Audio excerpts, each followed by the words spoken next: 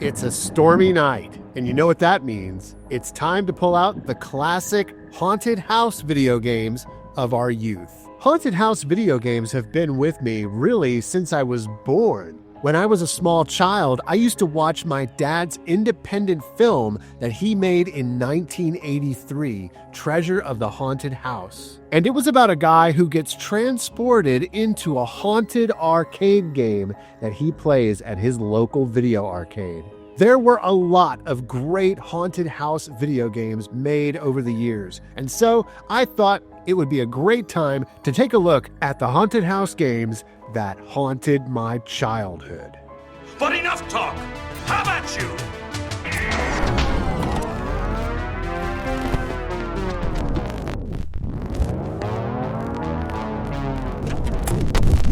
But first, a word about this video's sponsor, Factor. You know the scene. It's Halloween night in the 1990s. The doorbell's ringing.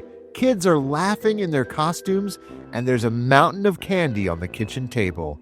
Somewhere in the background, you can hear Mom calling out, "Don't eat all that candy or you'll spoil your dinner." These days, life's a lot busier, and sitting down to a good meal can feel like a luxury. That's where Factor comes in. They make it simple to enjoy real, chef-crafted meals at home without the stress. Factor meals are fresh, never frozen, and they're delivered right to your door. Each one is dietitian approved, made with ingredients you can trust, and ready in just about 2 minutes. It takes all the guesswork out of eating well. No shopping, no prepping, just heat, eat, and you're fueled for the day. Their menu now has over 80 rotating weekly meals, including cozy global flavors like Mediterranean and Asian-inspired dishes. They've also doubled their protein-packed options with everything from salmon and shrimp to shredded beef and turkey meatballs. And if you'd rather swap proteins, say chicken instead of pork, you can do that at no extra cost. Head to Factor75.com or click the link below and use code RETROLIFEFB50 to get 50% off plus free breakfast for an entire year. Offer only valid for new Factor customers with code and qualifying auto-renewing subscription purchase. Thank you, Factor, for sponsoring today's video. Released on the Sega card format in America, but also in cartridge form in Australia and PAL territories, this spooktacular Sega Master System game is often considered the sequel to an old Sega arcade game, Monster Bash, which had to have the creepiest promotional artwork ever created for a game. Seriously, take a look at this. Woo, man! I think I'm gonna have nightmares tonight. Ghost House is a simple game. The object here is to explore this haunted house and kill 5 Draculas locked within 5 different coffins. In order to unlock these coffins, you have to find a key. Now, the keys are extremely easy to find. Usually, you just have to attack an enemy that is close by, and they have it. Just attack enough enemies and one of them will drop the key. While there are ghosts that haunt the house, this game should have been called Dracula's House or House of Dracula because he's the main villain here. He's the main objective. I've always really enjoyed this game. It's great for a quick arcade romp, especially if you want an arcade-style horror video game.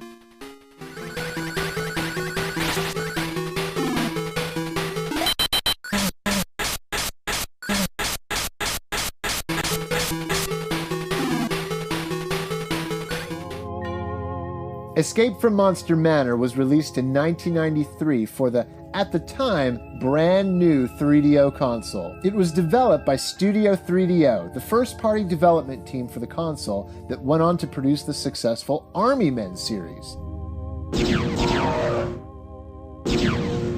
This is basically Wolfenstein in a haunted house, and I couldn't be more thrilled. The atmosphere, the spooky music, it really makes this game quite scary to play at night.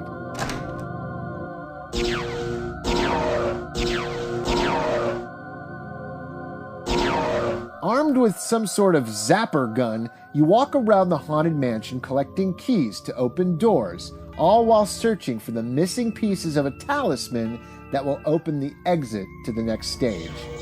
Rinse and repeat. It's pretty basic stuff.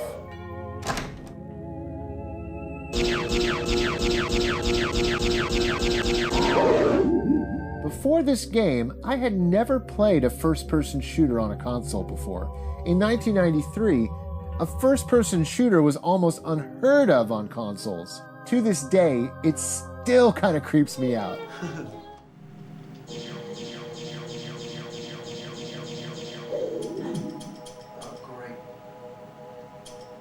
Run past him. I know.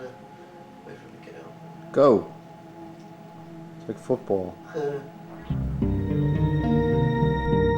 Ah yes, Mansion of Hidden Souls.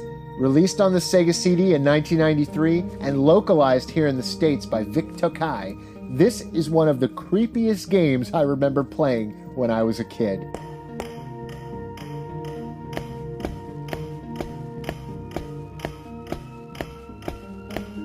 In Mansion of Hidden Souls, your sister runs away from you while you're playing outside, and it's up to you to save her. She has been trapped inside the Mansion of Hidden Souls, and for all you know, she's been turned into a butterfly. Why don't you become a butterfly and lose that ugly human form? It's like a point-and-click adventure game without all the pointing and clicking. Mainly, you just walk around the mansion inspecting areas and items of interest just by pressing up on the directional pad. The voice acting was terrible and the graphics very dated, but back then, this game had an enchanted quality, a mixture of horror and fantasy. You must be the brother of the little girl visiting here just a while ago. You have no business here. You do not have the same intention as that of your sister. The souls of people trapped inside butterflies? In a spooky mansion? Ooh, it still creeps me out. Who's there? Ah, we have a new guest. Welcome. Sure, the game seems pretty tame while you're playing it for the first time. Nothing too scary, right? But then you inspect a painting in one of the rooms, and this happens.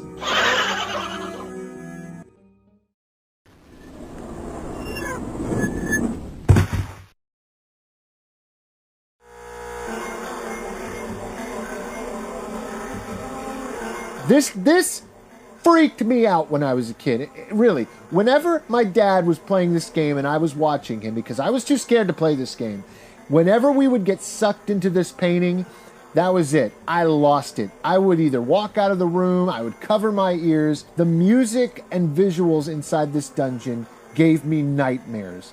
This wasn't just a mansion of hidden butterfly souls. No, it was a mansion of evil. Pure evil. Get out of here quickly. If the hunter catches you, you are finished.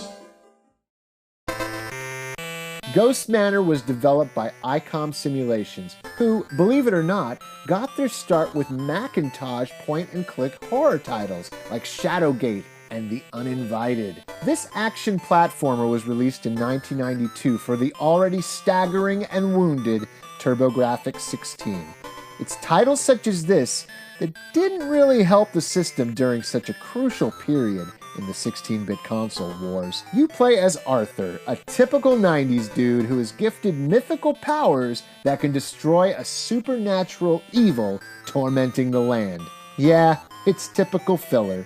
The music is actually painful to listen to. They actually give you the option to turn the music off on the title screen.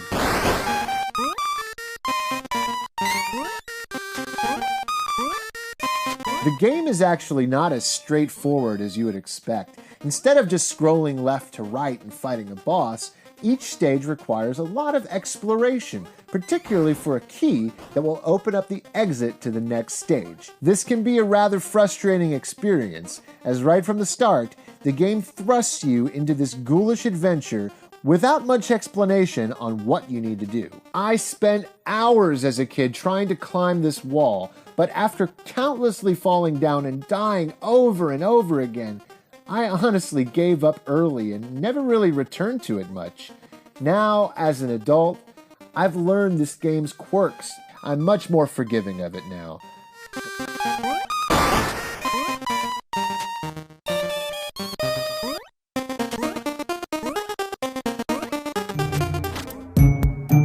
Luigi's Mansion was an unconventional launch title for the Nintendo GameCube, in that Nintendo consoles prior to this point traditionally launched with a Mario-starring first-party title. For the first time since Mario is missing, Luigi Mario is the main playable character and protagonist. Really, this game could almost be considered a sequel to Mario is Missing. I mean, Mario is missing after all. That's the storyline here. He's lost inside a ghostly mansion that Luigi won in a contest. Hello?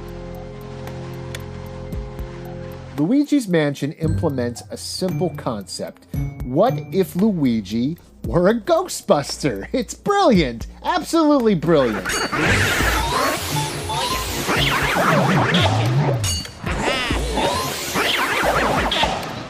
Luigi sucks up ghosts with his Poltergust 3000 vacuum cleaner, an invention of series newcomer Professor Egad.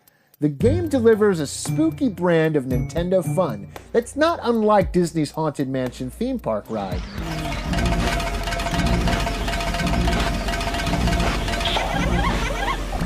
As you explore this Zelda-esque dungeon of a haunted mansion, a tap of the A button will cause Luigi to cry out to Mario.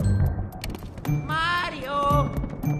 When I first played this game, I used to just love to walk around shouting his name. Mario! Mario! Oh, Mario! Mario!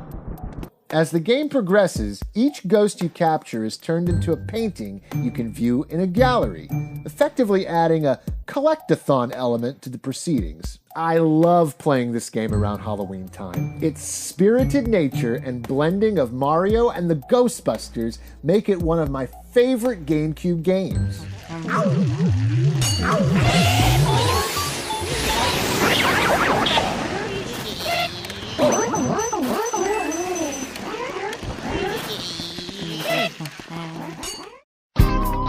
Grabbed by the Ghoulies. This was a title developed by Rare and released on the original Xbox in 2003. In this game, you take control of Cooper, and Cooper's got girl problems. As in, his girl, Amber, is being held prisoner by Baron Von Ghoul. Hey!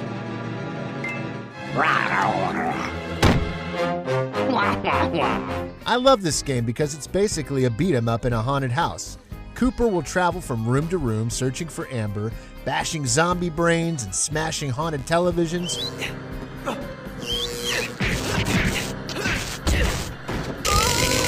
It's a family-friendly romp that plays out a lot like a Carnival Dark Ride. I love the way the story progresses through these comic book panels. Really sets the tone. And honestly, it reminds me of Sega's Comic Zone.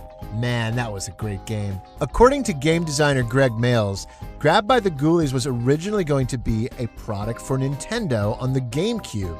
Now, this actually makes a lot of sense because it kind of feels like a Nintendo game. The only problem I have with this game is that it gets pretty repetitive. And normally I wouldn't mind a repetitive beat 'em up because beat 'em ups in their very nature are repetitive, but the gameplay keeps getting interrupted. There are so many interruptions, whether it be these little dialogue moments or maybe a new character comes through or a new enemy, and the game takes time to introduce that character. It just makes things slower and more repetitive. Still, the game is a ton of fun to play. I don't want anybody to think that I don't like this game. It perfectly captures the spirit of Halloween.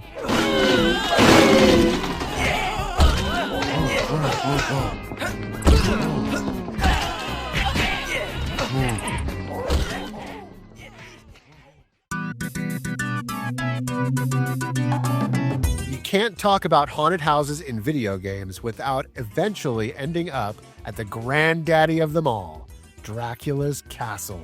And no game brings that place to life quite like Castlevania Symphony of the Night. Now sure, technically it's a castle, but come on, this is no ordinary fortress.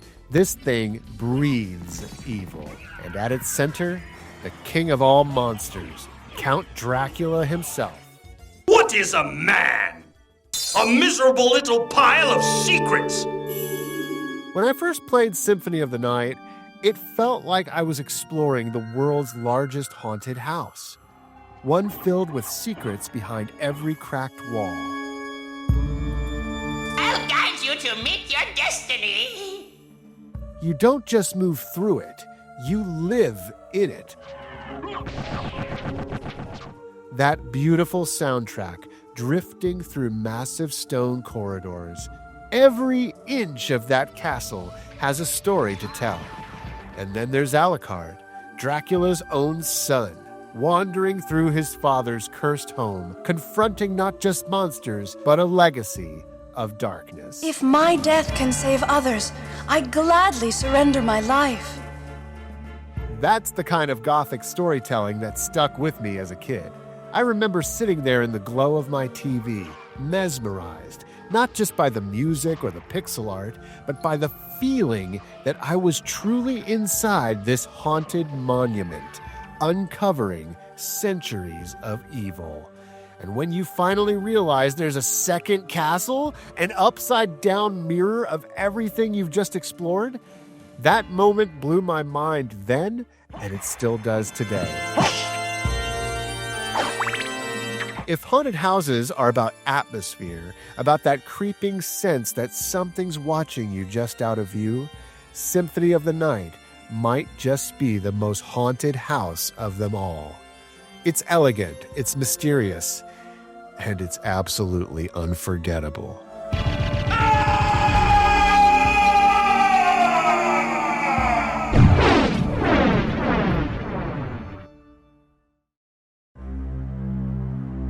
Well, there you have it, guys. A look back at my favorite haunted house video games from my youth. Oh my gosh, playing these games again, it was a scary time, not gonna lie. Some of these games still creep me out. And I'm curious to know, have any of you played any of these haunted house games? And do you still bust them out around Halloween? Let me know in the comments below. If this is your first time to the channel, please do consider subscribing. I love talking about my game-crazy family and all the amazing adventures we had with video games, so many of which were caught on tape by Dad. And a big shout out to my patrons over on Patreon and YouTube memberships. Seriously, this channel would not be the same without your support. Thanks, guys. We'll catch you next time.